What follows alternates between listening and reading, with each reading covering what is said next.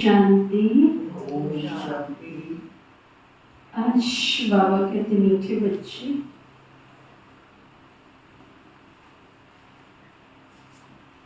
आज्ञाकारी बनो।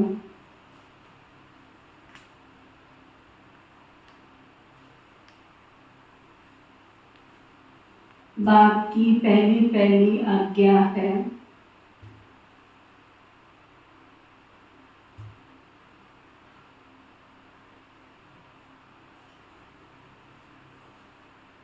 अपने को आत्मा समझ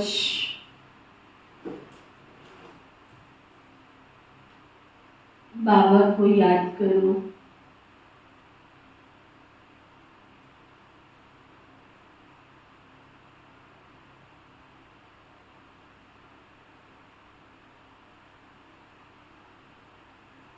फिर बाबा पूछ रहे हैं, आत्मा रूपी वर्तन अशुद्ध क्यों हुआ?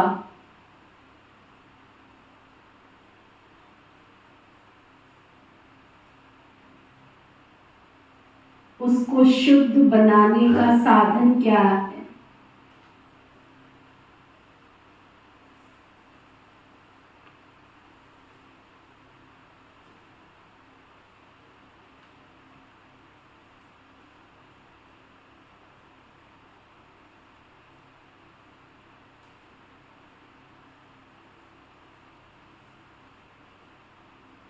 तो बाबा बता रहे हैं, बाह्यात बातों को सुनते और सुनाते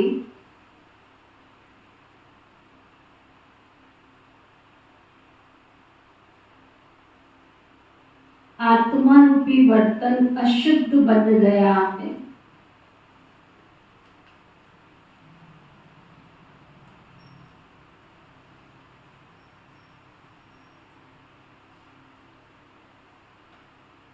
इसको शुद्ध बनाने के लिए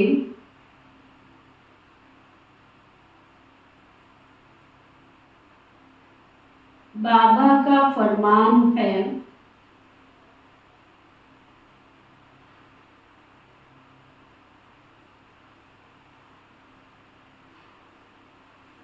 hear no evil, see no evil.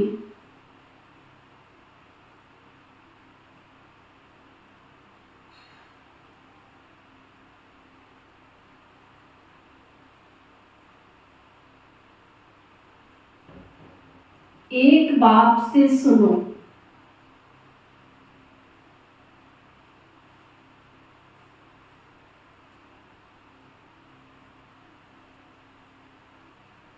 बाप को ही याद करो,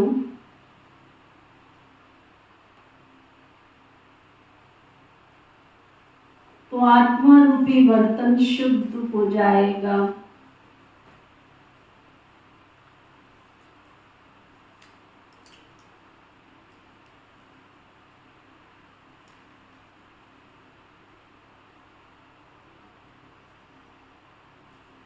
आत्मा और शरीर दोनों पावन बन जाएंगे।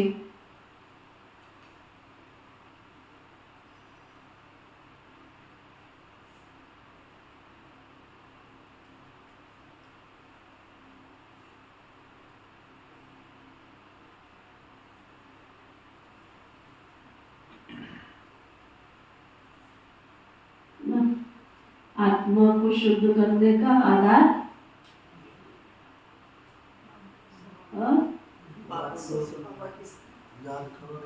सारे ज्ञान का सार क्या है? आत्मा समझकर बाबा को याद कर, शुद्धिकरण करना है अपना। तो देह और देह की बातों से तो शुद्धिकरण नहीं हो सकता। आत्मा समझ के याद करेंगे तो शुद्धिकरण हो। गीत है, जो पिया के साथ है उनके लिए ज्ञान की बरसात। कई बार सुनने में आता है ना, पड़ोस के खेत में बरसात नहीं हो रही है, हमारे खेत में बरसात हो रही है। तो प्रकृति भी ऐसा खेल दिखाती है। कई बार यहाँ से जाते हैं, पहले बहुत होता था जब मैं अम्बाला जाती थी, यहाँ से निकलती थी कोई बरसात नहीं, बिल्कुल बादल साफ। जैसे ही एक बार मैं गई, स्कूटर पे जाती थी, गाय में थी, तो देखा मोड़ी जाके बरसात। इतनी बरसात की बात मत पूछो। अभी अम्बाला कैंट पहुंचे, बस स्टैंड तक तो बरसात, ओम शांति, कोई बरसात नहीं। दयाल बाग तक कोई बरसात नहीं। बताओ, कपड़े सारे ठीक। कई बार दयाल बाग से आती थी, कोई बरसात नहीं,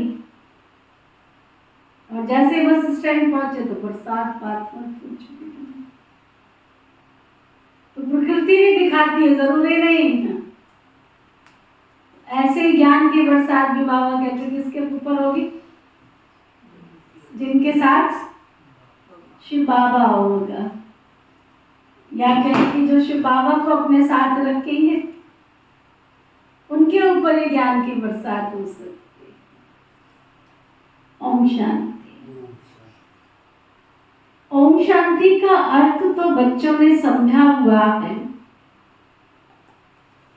बच्चों को घड़ी घड़ी पॉइंट्स दी जाती है। जैसे घड़ी घड़ी कहा जाता है, बाप और वर्षे को याद करो। यहाँ कोई मनुष्य की याद नहीं है, मनुष्य की, वह किसी देवता की याद दिलाएंगे। पारलौकिक बाप की याद कोई दिला ना सके, क्योंकि बाप को जानते ही नहीं। यहाँ तुमको घड़ी घड़ी कहा जाता है, अपने को आत्मा समझ, बाबा को याद कर। जैसे बाप को बच्चे होते हैं तो समझ सकते हैं ये बाप से वर्षा लेने के लिए आया। बच्चा पैदा होते ही कितने खुश होते हैं, जबकि हमको मालूम है कि वो हमारी सारी जायदाद का मालिक बनने आया है। धनी धोरी मिल गया घर को संभालने वाला, चिराग, घर का चिराग नाम रख दिया उसने।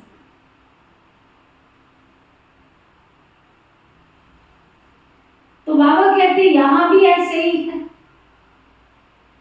जरूर बच्चे बाप को जानते, जरूर बच्चे बाप को जानते नहीं है, इसलिए बाप को आना पड़ता है। जो बाबा के साथ हैं उनके लिए ज्ञान की बरसात। देह, बाबा कहते वेद शास्त्रों में जो ज्ञान है वो सब है भक्ति मार्ग की सामग्री। जप, तप, दान, पुण्य, संध्या, गायत्री आदि कितनी विधि बता रहे बाबा। कोई जप करता है, तप करता है, दान करता है, पुण्य करता है, संध्या करता है, गायत्री करता है। ये जो कुछ भी करते हैं सब भक्ति मार्ग की सामग्री है।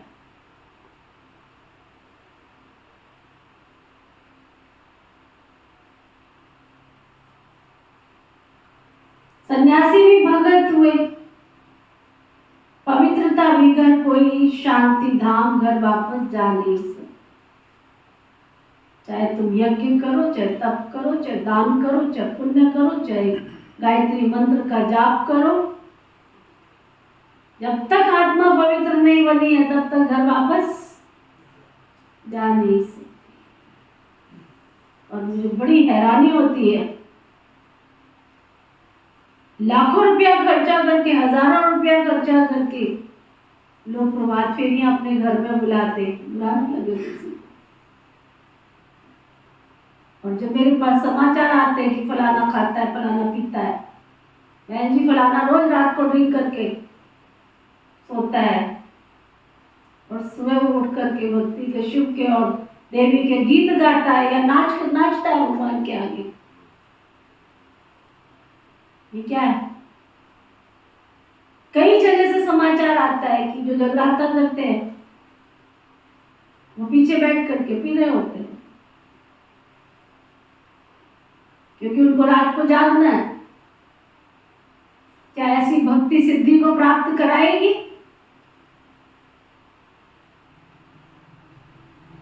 ऐसी भक्ति सिद्धि को प्राप्त कराएगी? और हम खुश होकर के उनको क्या करते हैं, वो जितना मांगते हैं उतना दे देते हैं। हमने तो क्या कहते हैं आगे हमको, हमने बहन जी संकल्प लिया है ना, इसलिए क्या करें।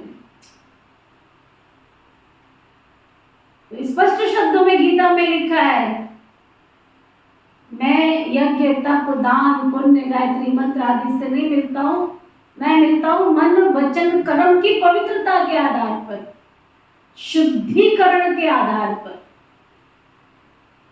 जब तक आत्मा कामेश, क्रोध, नरक के द्वार है, इन पर विजय प्राप्त नहीं करती है आत्मा, तब तक वो मुझे प्राप्त नहीं कर सकती। काम, क्रोध, नरक के द्वार है। कितना भी कोई पूजा करे, पाठ करे, नित्य करे, नियम करे, लेकिन अगर काम और क्रोध पर विजय प्राप्त नहीं करी तो मन के हारे हार है और मन के जीते जीत है। गीता कहती है, ये खाली ब्रह्मा कुमारी नहीं कहती है, गीता कहती है। गीता माँ सिखाती है कि अगर तुम्हें स्वर्ग की प्राप्ति करनी है तो मन, वचन, कर्म से पवित्र बनो, काम और क्रोध की अग्नि पर विजय प्राप्त करो। अग्नि काम की भी है, अग्नि क्रोध की भी है और अग्नि योग की भी है।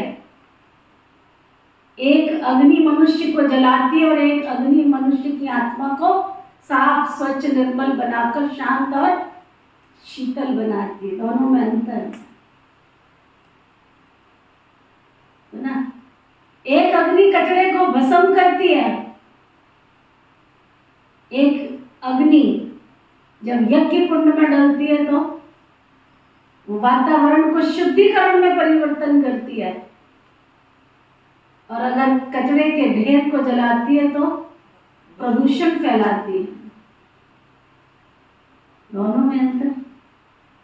आत्मा जब परमात्मा का मिलन करती है और वो लगन की अग्नि जब जलती है तो आत्मा का शुद्धिकरण होता है।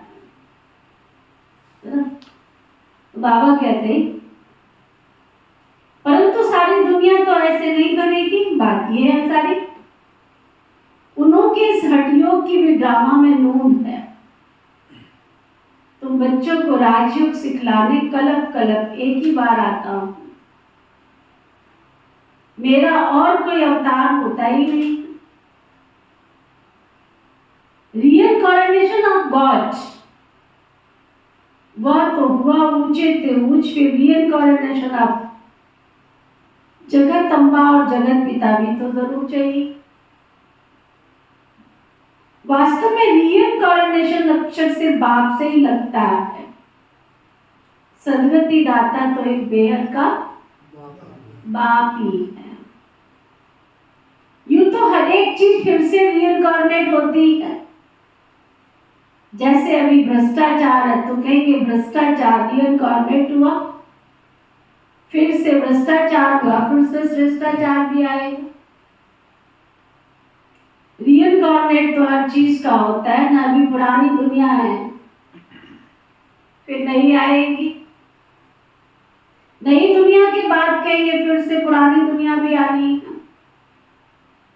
ये सब बातें बाबा बैठ बच्चों को समझाते हैं। जब यहाँ बैठते हो ना तो हमेशा क्या समझो, मैं आत्मा हूं। मुझे बाप का फरमान मिला हुआ है, मुझे याद करो। बच्चों के सिवाय तो और कोई बाप का फरमान कोई किसी को मिल भी नहीं सकता, कोई दे ही नहीं सकता। फिर तुम बच्चों में कोई तो आज्ञाकारी होते, कोई आज्ञा न मानने वाले भी होते। भले बाबा के पास आते हैं परंतु कोई आज्ञाकारी होते हैं, कोई आज्ञाकारी नहीं भी होते। बाबा कहते हैं आत्माएं तुम मेरे साथ बुद्धि का योग लगाओ। बाप आत्माओं से बात करते हैं और कोई विद्वान पंडित आदि ऐसे नहीं कहेंगे कि मैं आत्माओं से बात करता हूं। वह तो आत्मा सो परमात्मा समझ लेते हैं, मैं तो रॉन्ग हो जाता है। तुम बच्चे अभी जानते हो शिव बाबा इस शरीर के द्वारा हमको समझा रहे। शरीर बिगड़ तो कोई समझ भी नहीं सकता। आकाशवाणी थोड़ी करेंगे, भविष्यवाणी थोड़ी करेंगे, ऐसे कैसे सुन लेंगे हम। पहले पहले आत्मा का निश्चय चाहिए। निश्चय बिगड़ कुछ भी बुद्धि में तुम्हारे बैठेगा ही नहीं। चारों तरफ लगाए फेरे फिर भी हरदम दूर रहे। यहाँ भी ऐसे जब तक निश्चय नहीं है कि बरोबर शिव बाबा आए, भगवान आए और उनको पढ़ा रहे हैं, तब तक तुम्हारी बुद्धि में जितना मर्जी कोई सुन ले, ज्ञान अंदर बैठेगा नहीं। पहले निश्चय चाहिए कि हम आत्माओं का बाप और निराकार परम पिता परम आत्मा और साकार में है प्रजापिता ब्रह्मा। हम है ब्रह्मा कुमार कुमारियां। शिव के तो सब आत्माएं बच्चे हैं ना, इसलिए शिव कुमार कहेंगे, कुमारी नहीं कहेंगे। ये सब बातें बुद्धि में धारण करनी। धारणा तब होगी जब निरंतर बाबा को सच्चे दिल से याद करते रहेंगे। सच्चे दिल से याद करें। याद करने से ही बुद्धि रूपी बर्तन शुद्ध होगा। बाह्यात बातें सुनते सुनते सुनते सुनते बर्तन ही अशुद्ध हो गया है। उसको शुद्ध बनाना है। बाबा का फरमान है, मुझे याद करो तो तुम्हारी आत्मा पवित्र बन जाएगी। तुम्हारी आत्मा में खाद पड़ गई है, पवित्र बनना है। सन्यासी कहते हैं आत्मा निर्लेप है, बाप कहते हैं आत्मा में खाद पड़ी। श्री कृष्ण की आत्मा और शरीर दोनों पवित्र हैं। दोनों पवित्र सिर्फ सतयुग में ही होते, यहाँ तो हो नहीं सकते। तुम आत्माएं नंबर बार पवित्र बनती जा रही, होती जा रही। अभी पवित्र बनी नहीं है, कोई भी पवित्र नहीं है। सब अभी पुरुषार्थ कर रहे हैं। ऐसा नहीं यहाँ आ गए, सफेद कपड़े पहन लिए, बैग लगा लिया और पवित्र बन गए। आने से कोई पवित्र नहीं बन जाता है, पुरुषार्थ कर रहे, अंत में नंबरवार सबकी रिजल्ट निकलेगी। जब आत्मा शरीर छोड़ती है उस समय रिजल्ट लेकर जाती है कि वो क्या पुण्य कमा के जा रही है। अंत मत सो गति, जब शरीर से तन से प्राण निकले तब उसकी स्मृति में क्या था, उसकी दृष्टि में क्या था, उसकी वृत्ति में क्या था, उसकी धारणाओं में कितनी ताकत थी। आत्मा चली गई, सारी उम्र तो उसने अशुद्ध भोजन खाया नहीं, अब बेटे वो उसके नाम का श्राद्ध कर रहे हैं, वो आत्मा की खाई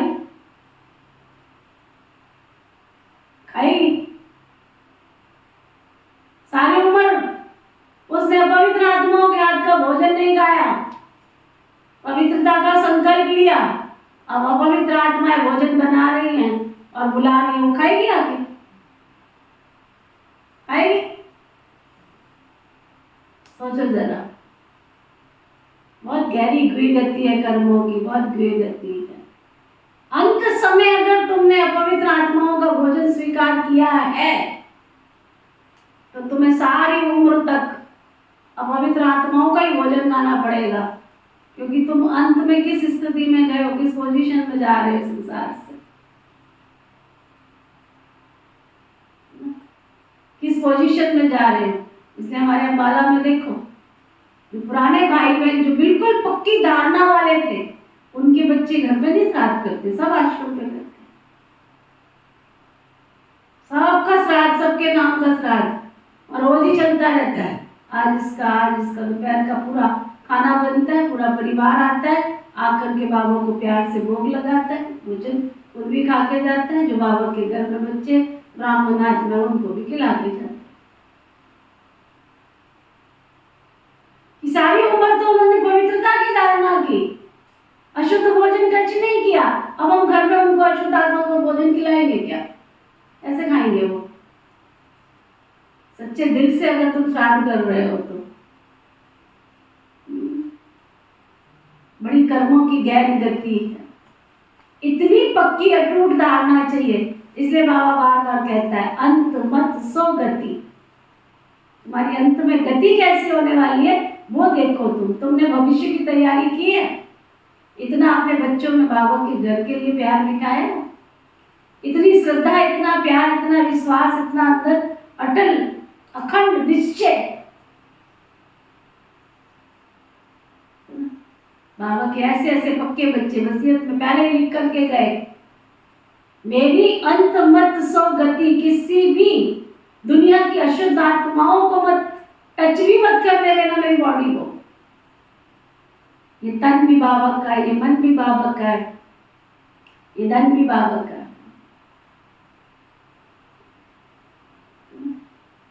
हमारी नीलम बहन है पाटन वाली, उनके पिताजी लिख कर गए, गीता जी मरने की एफडी पहले बना के रखी हुई थी, उन्होंने आश्रम में बना के रखी, मेरे मरने के बाद विधिवत सब कुछ करना, लेकिन किसी भी अशुद्ध आत्मा को मेरे पास नहीं बुलाना। डेथ बॉडी घर में पड़ी रही, संघर्ष चल रहा था, बच्चे ज्ञान में नहीं चलते। बेटा कहता मैं तो दुनिया के रीति रिवाज निभाऊंगा, और जो लिख के गया था वो कहता मेरी बॉडी को कोई टच भी नहीं करेगा। अंतिम विजय सत्य की होती है कि जो लिखा है वही होगा, और वही हुआ। मैं तो आ गई थी अम्बाला, मेरे सामने की बात है, तब मैंने पहली क्रिया देखी थी कि कैसी क्रिया होती है और कैसा संस्कार होता है। मैं जानती नहीं थी कि मरने के बाद ब्रह्मा कुमारी ईश्वरी विश्वविद्यालय में कैसा संस्कार होता है और कैसी क्रिया होती है। पहला भाषण किया था मैंने। ऐसे ऐसे बाबा के निश्चय बुद्धि पक्के, अपने निश्चय को चेक करो। एक दिन आ गए, एक दिन चले गए, एक दिन उठ गए, एक दिन बैठ गए, बच्चों को पता ही कुछ नहीं है क्या ज्ञानी क्या ज्ञानी। अंदर का निश्चय, तब बाबा कहता है नंबर वार पुरुषार्थ अनुसार आप जो पढ़ाई पढ़ रहे हो, जिस परिवार में रहते हो, कम से कम उनको इतना निश्चित हो जाए ना कि जहां मेरे माता पिता जाते हैं वो स्थान सदगति का स्थान है और उनकी गति सदगति वहीं पर होनी। बाबा कहते हैं, बाप आकर के सभी आत्माओं को फरमान करते हैं, मुझे याद करो, अपने को अशरीरी समझो, देही अभिमानी बनो। मूल ये बात बाप बिगड़ कोई तुमको समझा नहीं सकते। पहले ये पूरा निश्चय होगा तो विजय पाओगे ना तुम। निश्चय चाहिए ना, निश्चय नहीं होगा तो कैसे चले। निश्चय होगा तो विजय पाओगे, निश्चय नहीं होगा तो विजय नहीं पाएंगे की बात। निश्चय बुद्धि विजयंती, संशय बुद्धि विनश्यंती। गीता में कोई कोई अक्षर बहुत अच्छे हैं। इसको कहा जाता है आटे में नमक। बाप कहते मैं तुमको सभी वेदों शास्त्रों का सार समझाता हूँ कि इनमें क्या क्या क्या क्या है। ये सब है भक्ति मार्ग के रास्ते। इनकी भी ड्रामा में मूड है। ये प्रश्न उठ ही नहीं सकता कि ये भक्ति मार्ग क्यों बनाया हुआ। ये तो अनादि बना बनाया ड्रामा है। तुमने भी इस ड्रामा में बाप से स्वर्ग के मालिक बनने का वर्षा अनेक बार लिया और लेते रहेंगे। कभी तुम्हारा अंत हो ही नहीं सकता। कितनी गहरी बात बाबा कह रहे, तुम्हारा अंत। तुम अभी भी लास्ट समय में बाबा से सुख शांति का वर्षा प्राप्त कर रहे हो। हमारा अंत तो हो ही नहीं सकता। क्यों? संगम युग पर हम पहले से बाबा के अडॉप्शन में आ जाते। सृष्टि के परिवर्तन से पहले, सृष्टि के विनाश से पहले शिव बाबा ने क्या किया? हमको अडॉप्ट कर लिया। अडॉप्शन में आ गया बाबा की। इसलिए हमारा अंत तो कभी हो ही नहीं सकता। ये चक्र अनादि फिरता ही रहता है। तुम बच्चे अभी दुख धाम में हो, फिर शांति धाम में जाएंगे, शांति धाम से सुख धाम में जाएंगे, फिर दुख धाम में आएंगे। यह अनादि चक्र चलता ही रहता है। सुख धाम से दुख धाम आने में तुम बच्चों को 5000 वर्ष लगते हैं, जिसमें तुम 84 जन्म लेते हो। सिर्फ तुम बच्चे ही 84 जन्म लेते हो, सब तो ले नहीं सकते। ये बेहद का बाप तुमको डायरेक्ट समझा रहे हैं। और बच्चे फिर मुरली में पढ़ेंगे, सुनेंगे, टेप से सुनेंगे। टेप भी तो सब नहीं सुन सकते। तो पहले पहले तुम बच्चों को उठते बैठते इस याद में रहना है। मनुष्य तो माला फेरते, राम राम जपते, रुद्राक्ष माला कहते हैं ना। अब रुद्र तो भगवान है। फिर इस माला में मेरुदाना इकट्ठा है, वह तो विष्णु के युगल स्वरूप है। वो कौन है? ये माता पिता तो फिर विष्णु के 2 रूप श्री लक्ष्मी श्री नारायण बनते हैं।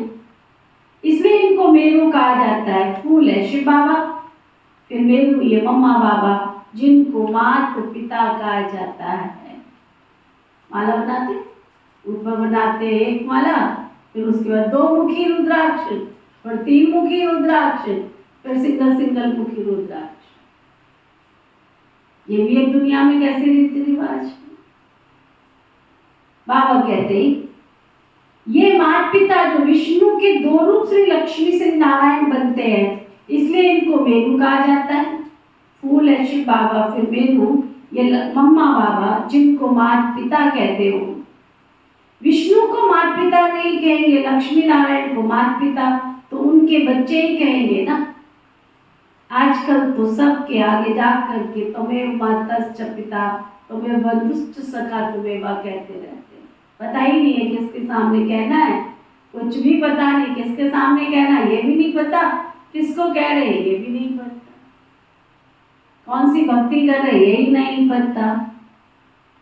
बस एक दूसरे के पीछे मैं करना शुरू कर देते। तू भी कर रहा है तो मैं भी कर लेती, तू भी जा रही तो मैं भी चली जाती, बैठ जा। किसी ने एक छोटा सा वीडियो भेजा, एक भेड़ को पानी में डाला, उसके पीछे जितनी भेड़ थी वो खड़े होकर तमाशा देख रहे। सारी भेड़ गिरती जा रही, गिरती जा रही, गिरती जा रही, गिरती, पूरा झुंड की झुंड।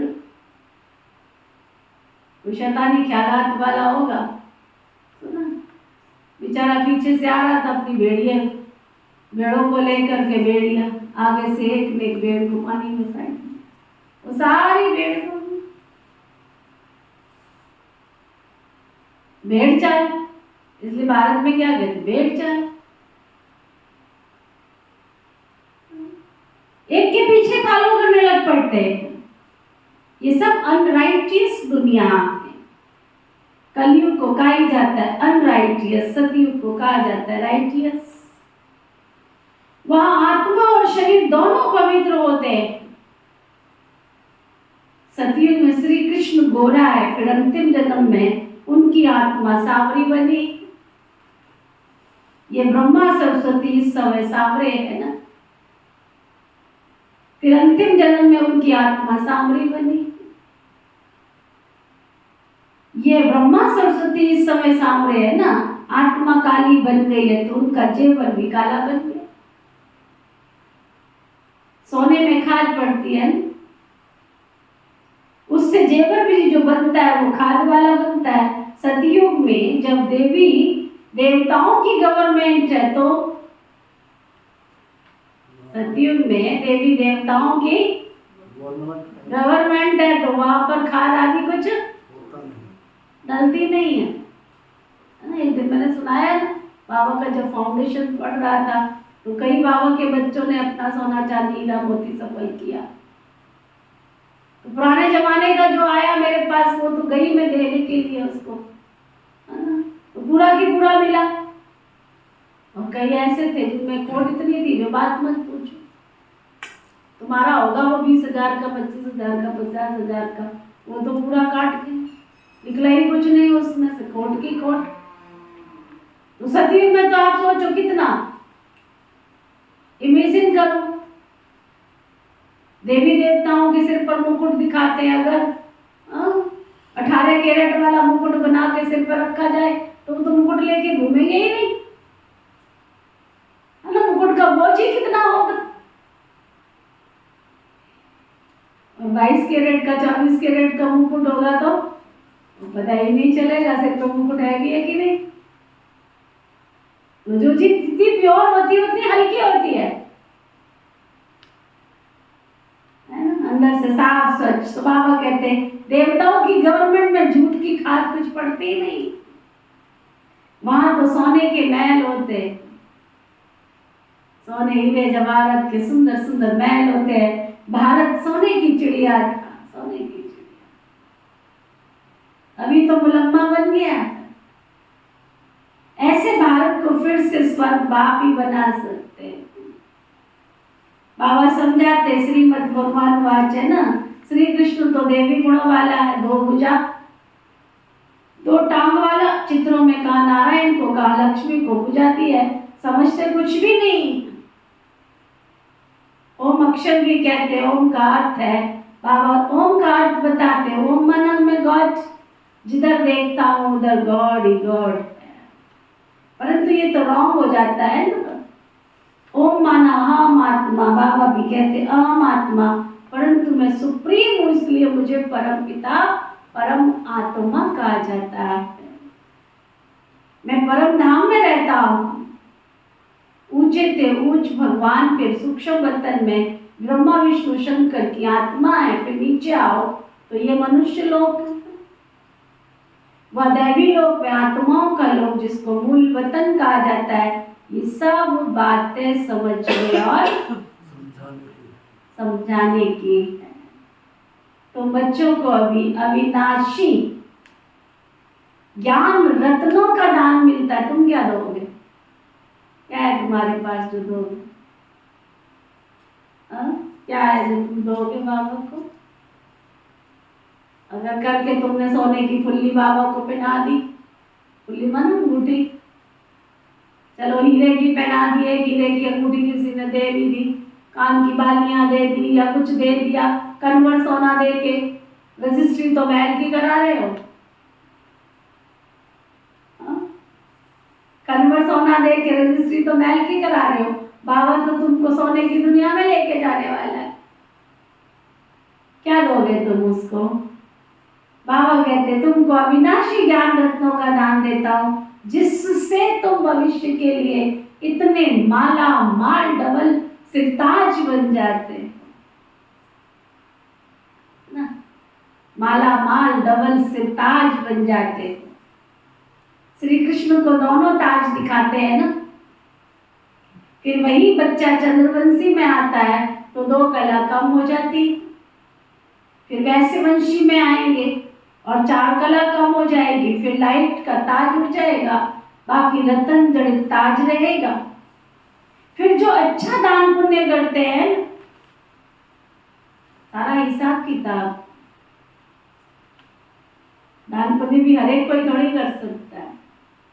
और मेरे देखने में जो मेरे 45 साल का अनुभव है ना, मैंने यहाँ देखा 45 साल के अनुभव में, जब बाबा के घर में आए था उनके पास कुछ भी नहीं था, इतना बाबा के घर में तन भी मन भी धन भी सब कुछ लगाते थे, और जैसे जैसे उनके पास आता गया वैसे वैसे दिल भी।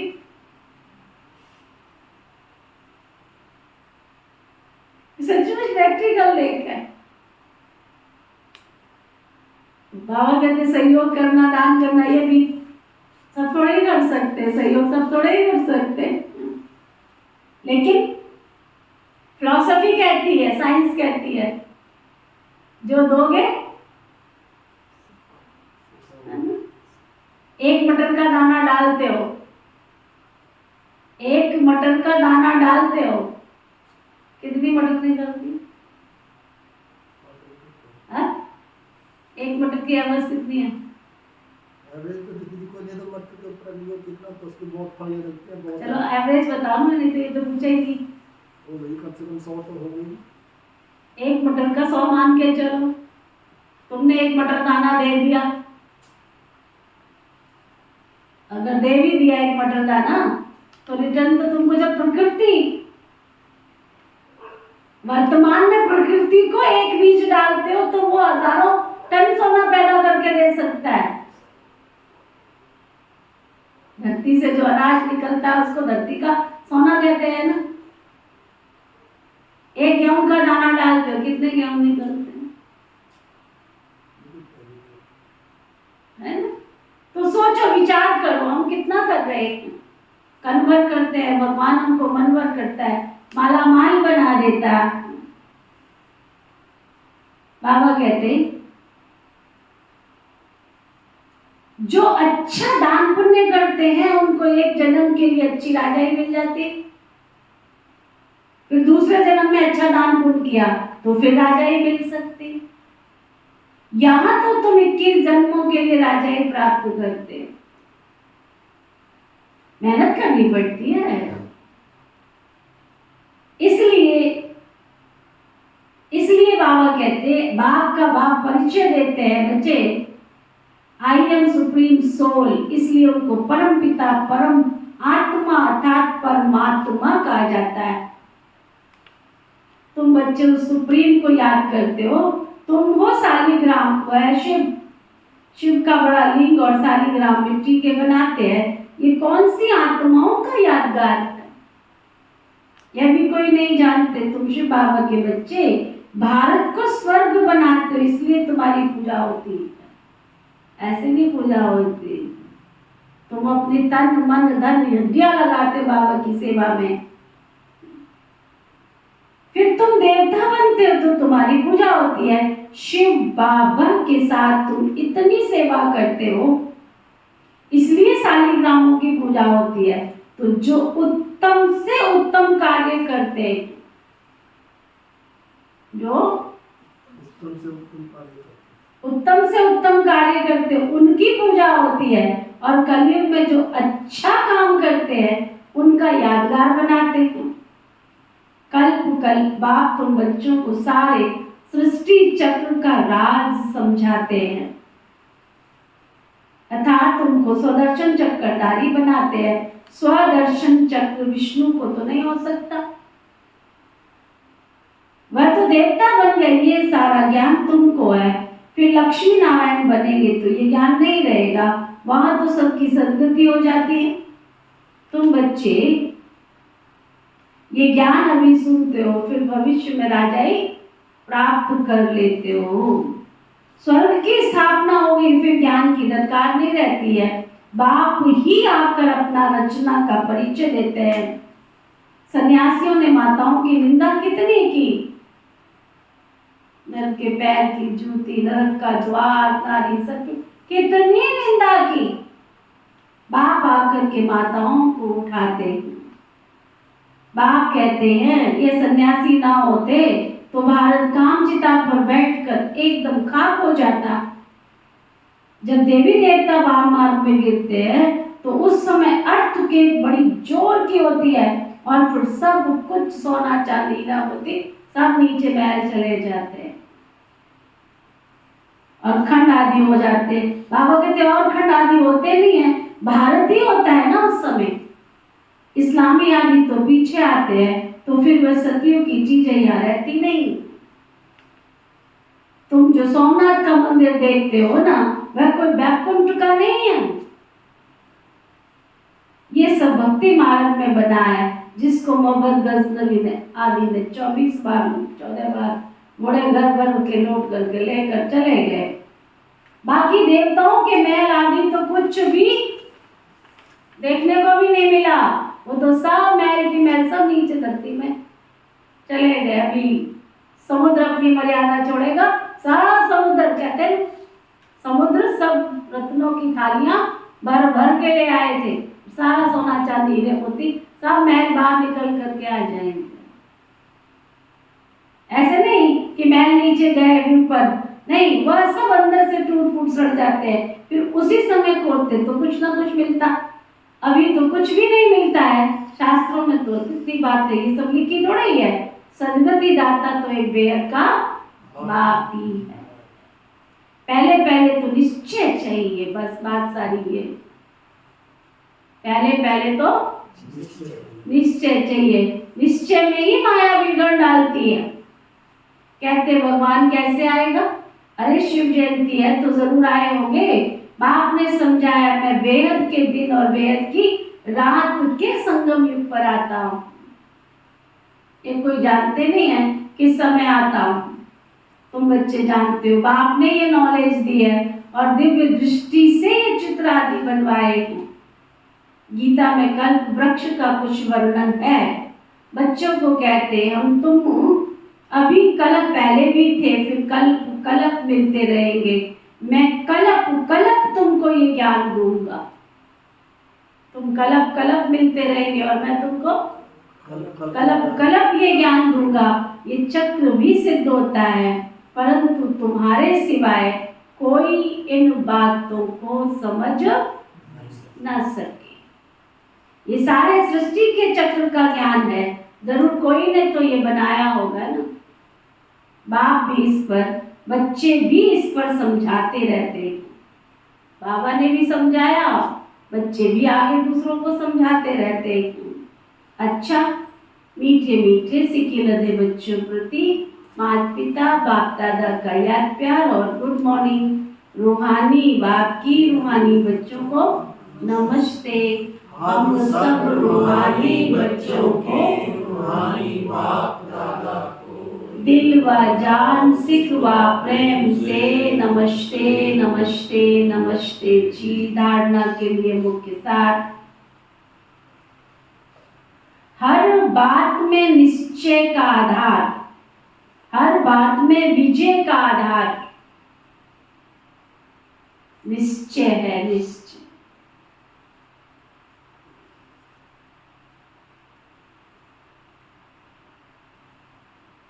इसलिए निश्चय बुद्धि जरूर बनना।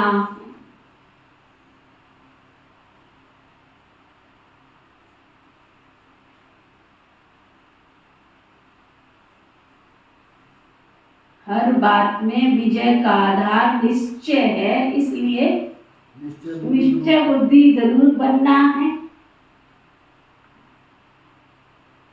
सदगति दाता बाप में कभी संशय नहीं उठाना।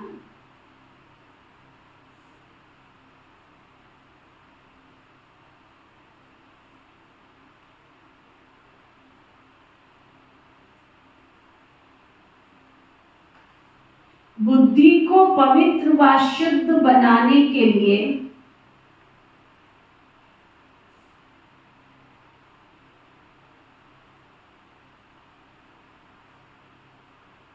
अशरीरी बनने का अभ्यास करना है।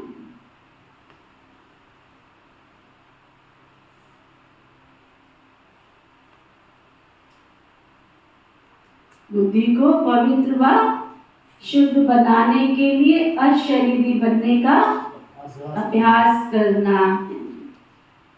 बाह्यत व्यर्थ की बातें ना सुननी है ना दूसरों को सुनानी। वरदान सतगुरु प्यारे बाबा का वरदान, बेहद के स्मृति स्वरूप द्वारा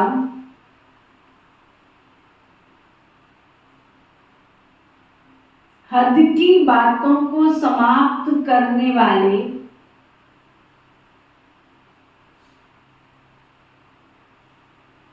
अनुभवी मूर्त भव।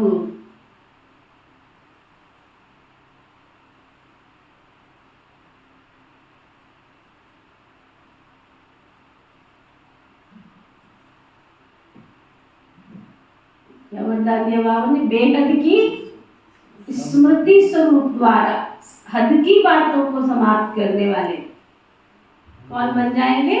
अनुभवी मूर्त। आप श्रेष्ठ आत्मा डायरेक्ट बीज और मुख्य दो पत्ते त्रिमूर्ति के साथ समीप संबंध वाले तना हो। इसी ऊंची स्टेज पर स्थित रहो। बेहद के स्मृति स्वरूप बनो तो हद की व्यर्थ बातें समाप्त हो जाएगी।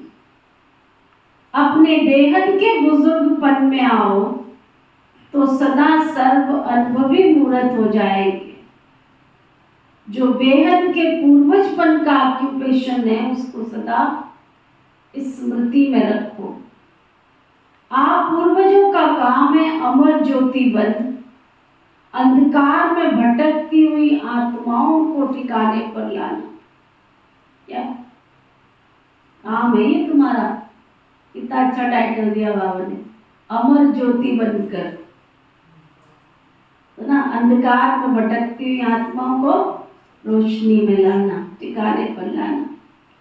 स्लोगन, किसी भी बात में मूझने की बजाय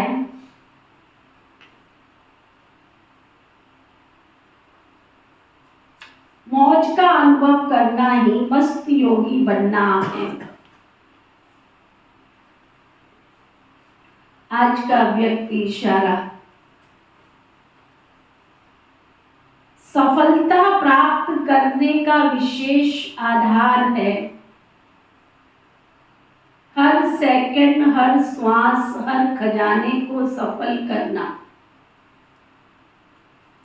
संकल्प, बोल, कर्म, संबंध, संपर्क जिसमें भी सफलता अनुभव करना चाहते हो तो स्व के प्रति चाहे अन्य आत्माओं के प्रति सफल करते जाओ। बस व्यर्थ न जाने दो तो ऑटोमेटिकली सफलता के खुशी की अनुभूति करते रहेंगे। क्योंकि सफल करना अर्थात वर्तमान के लिए सफलता मूर्त बनना और भविष्य के लिए जमा करना। अंडरलाइन क्या? इस समय जो कुछ कर रहे हैं वो हमारा वेस्ट नहीं जा रहा है, साथ साथ हम अर्निंग कर रहे हैं। किसकी? भविष्य की कमाई हमारी जमा होती जा रही है। ओके, ओम शांति।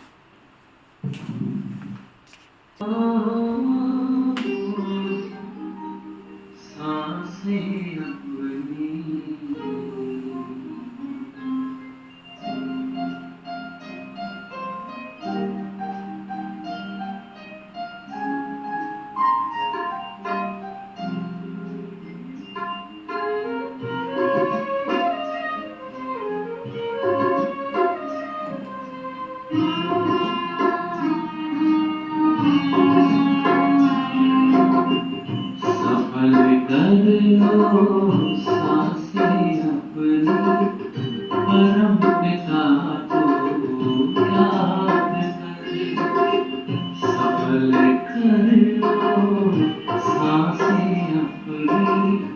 मरम पिता को याद व्यर्थ न जाए जीवन अपना, व्यर्थ न जाए जीवन अपना, पल पल को आबाद